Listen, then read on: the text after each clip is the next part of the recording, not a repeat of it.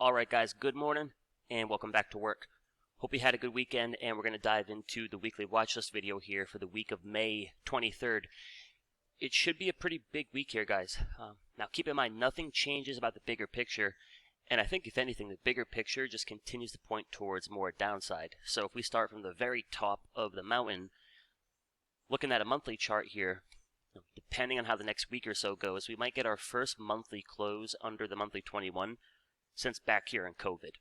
So in terms of a really big, bigger time frame, a bigger picture look at the market, as far as breaking structure and shifting trend, we're pretty early as far as that process goes. So to think that there's not more downside left, until proven otherwise, I think would be a little bit silly. Then throw into the mix, you got these weekly squeezes, coiled up, looking like they want to fire short. When they fire short, there's a potential for 5 to 8 plus weeks of momentum to the downside. And then obviously the daily charts, they're beaten up, they have negatively stacked EMAs, we have sell signals. However, in the short term, if you look at Friday's close, guys, you'll notice that we did get the huge flush under 385, which is a key level to support. Then into the end of the session, you got that big rip, and the market pretty much finishes flat. But more importantly, you did get the close back above 385. So, in terms of psychology, two different ways to look at it. One, anybody buying that dip, they probably put their stops right underneath that low. So that big flush kind of runs those stops. Now at the same time, this is a pretty crowded level, meaning everyone and their mama is probably watching 385 on SPY, and you probably got a lot of folks out there looking to short that move. So when you get the big flush, 385 breaks, you probably got folks buying puts and jumping into short positions. So obviously, the rip into the close, probably making those people jumping into the short side feeling a little bit uncomfortable. So, nothing changes about the bigger picture. We still want to short the bounces. I think the question heading into this week is, does Friday's close open the door for potential pop back towards that daily 21 EMA? Which I think would be a great spot to start to put on some shorts for July expiration. Conveniently, the daily 21 lines up with the monthly 21 EMA. So 407, if you're going to look at the SPX, that level lines up around 4090, 4100. So I think the way we want to manage things this week is if we can hold above 385, this thing might have a fighting chance here to squeeze the shorts back up towards that daily 21. Should we get the rip towards the daily 21, that's when I think we start to scale into some shorts. In the event we close under 385, I think this thing is going to crap the bed. So nothing changes, right? We want to short the bounces and things like the S&Ps, the QQQs, and I still think you want to look to buy the dip and a few trends here. So show you guys a few of the bullish beauties out there. And it's still pretty much the same. You got energy, you've got natural gas, UNG, and then you've got US oil, which is USO. They've all got good structure, they've all got daily squeezes, and they all have the buy signals here on the daily chart. So as far as UNG goes, this is going to be one that we're going to focus on. Two levels to look for a potential entry. One being that 4-hour 21 EMA. This lines up around 27.25. So if we mark up the 4-hour 21, if that holds his support, I think it could be a nice spot to work an entry looking for a pushback towards 29.30. Now, if the 4-hour 21 breaks, you might get a chance to buy it a little bit closer to that daily 21 around 26 and change. In the event you get one or two closes under the daily 21, then it could get a little bit sloppy. So that's pretty much a game plan here. If the 4-hour 21 holds, we'll be looking to take a position. If the 4-hour 21 can't hold, then we'll be looking to take a position down at the daily 21 if that can hold up. So UNG looks pretty good. And then as far as another one here, I think Oxy shapes up pretty good as well.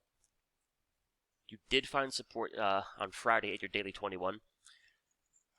And we're kind of hanging out right near that 4-hour 21. So I think you watched the 4-hour chart today. If this can trade and get a 4-hour close above the 4-hour 21, that could make for a nice entry. If we can't get above the 4-hour 21, you just want to make sure it can hold the daily 21. Under the daily 21, it could get a little bit sloppy. So As long as the structure holds here, and as long as you're trading above, call it 61 and change, should be good for a push back to 70. It breaks the daily 21. She gets a little bit sloppy. So those are pretty much the spots we're going to focus on to the upside. Keep in mind, good structure isn't going to be enough in this market. You need to find something that has good structure, but then it has to maintain the good structure. So if you look at something like, Coca-Cola, names like Pepsi, these had good structure heading into last week, but then they totally fell apart. So I don't think what you want to do, or what we definitely don't want to do, is run the scans, find a good structure, build our position at the daily 21, and still be holding on to our position by the time it rolls over down here to -2. I think you want to take exits a little bit quicker. So the general rule that I'm working on in a long right now is if it starts to move under that daily 21, I've really got to consider cutting it loose. So we took a position last week, or heading into last week rather, on Coca-Cola. As soon as it starts to break that daily 21, we cut that thing loose and, obviously avoided a much bigger loss. So UNG and Oxy, two of my best picks here, guys, for the upside. As far as a few potential ways to play any potential bounce in the market, get a few different options here. Going to share one with you. Keep in mind, if we close under 385, I think the market's going to roll over. So I think if you're trying to play a bounce this week, 385 is going to be your line in the sand. She closes under 385. You probably want to get short. But one idea I have here, guys, that will pay you nicely if we can get towards that daily 21 EMA, is going to be a cheaper out-the-money debit spread on the S&Ps for Friday expiration. So you can adjust this as you want, but if you look at something, and again, this is really cheap, so you could probably look at SPX as well, but if you look at something like the Friday expiration 405, 407 call credit spread, if you look at one contract, obviously the risk is really small. You're risking about $26. So if you can structure this in a fashion where you can accept the max loss, I would probably look at something like, let's just look at 100 contracts. It'll be easy math here. So if we analyze the trade, and we take a peek here, right, so 100 contracts, and again, you can look at the SPX, but 100 contracts means our max loss is $2,600. This trade, right, you're going to accept the max loss. And again, if you close under 385, I think you can just cut the trade, so you don't have to sit there and take max loss. But this is a trade, guys, that's going to pay nicely if between now and Thursday, Friday, we actually get a move towards that daily 21 around 407. So if you look at the Analyze tab, and you know what, we'll look at this on 10 contracts. Make the math a little bit easier. So we're risking $260. And if you look at this into, say, Wednesday, the 25th, down at 385, you're basically at the max loss. So accept 0 on this trade. But in the event you get that move back towards a daily 21 around 407, on $260 of risk, we're going to be up about $800. So not exactly sure what that is on a percentage basis exactly, but that's a pretty good return here, guys. And again, I do think if we can hold that 385, looking back at Friday's close, the stage could be set for, again, a very short-lived move back up towards your daily 21. So something like the out-the-money debit spread, it's cheap. You can structure it in a fashion where you're going to accept the max loss, but in the event we do get that push towards that daily 21, you're going to get a pretty nice return. So that's what I got for you guys to the upside. Right? You got a few options there as far as following a trend. You've got energy, you've got UNG, US Oil, Oxy.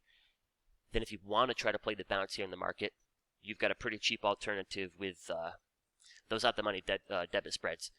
And you can look at a butterfly as well. So, I would say for those of you in the options room, we'll probably look at a few butterflies. Now, as far as the short side goes, if we do get up there towards that daily 21, we're going to look for some shorts on the S&Ps, the QQQs, the Apples for June, July expiration. Currently, we got a short position in WIN. We've got a short position in TXN. And we took profits last week on a short position we had in McDonald's. Short in the Mickey D's. But there you have it, guys. Again, quick recap. The monthly chart is just finally starting to break structure and trend if we get our first close here under that monthly 21. The weekly charts are still in the squeezes. I haven't fired short. So when they do fire a short, you're looking for more downside.